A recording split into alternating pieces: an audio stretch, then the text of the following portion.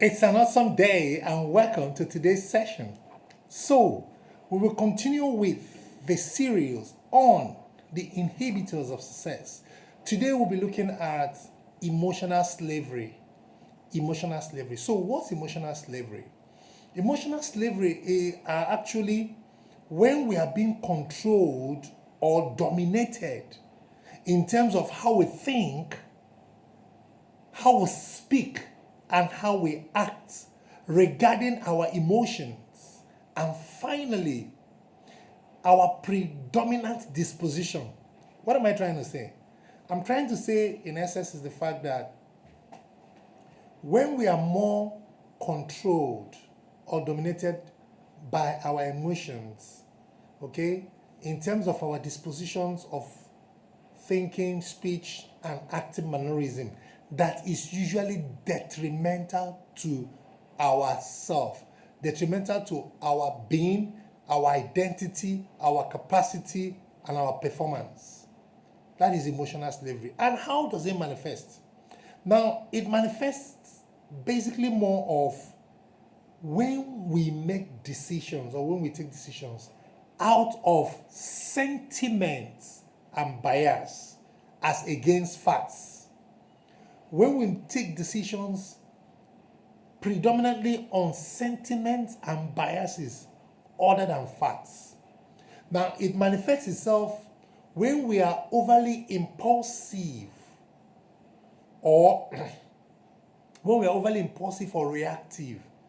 Even if somebody does something, we have a time interval to choose our reaction. But we are so enslaved to our emotions that there is no space for reasoning. We just act abruptly. We just act erratically. Then it also manifests itself when we are overwhelmed by negative emotions like anger, fear, anxiety. When we allow such things, because these things are not actually real. Remember that I said that we don't see the world the way the world is, we see the world the way we are. So what happens is that when we allow this negative, because the point of being slavery is that it has taken mastery over you. It is not the one dictating what you do, it's not the one controlling you, as a matter of fact. All right? Now, you discover that you have this sense of being trapped, this sense of helplessness, this pattern that is always repeating itself. It's almost as if you can predict it, but on the negative side. That's the problem with it. You just know that it's as if you're on a free fall. It's as if you don't have control, you're trapped. That's where the enslavement comes in from.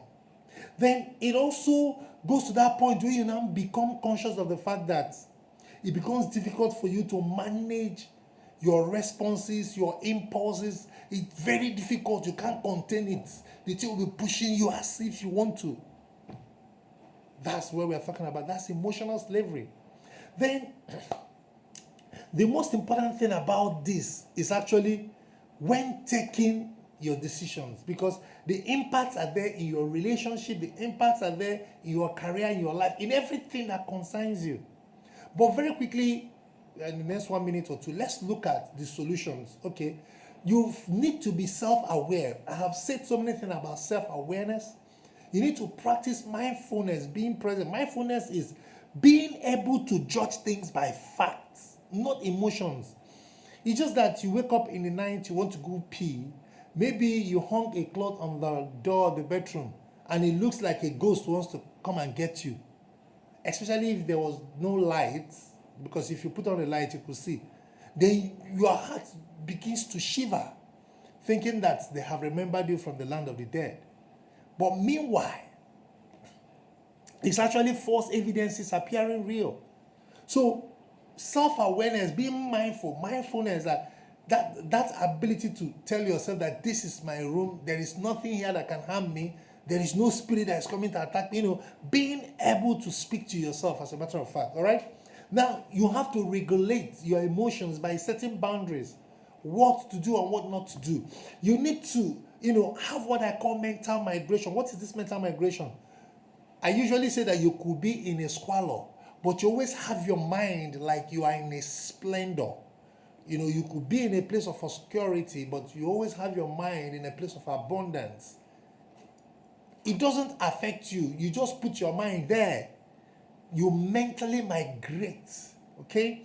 Then there is this area of emotional intelligence which you could, how to manage your emotions to get the best. Because emotion is the strongest force on earth. That is what is called energy motion.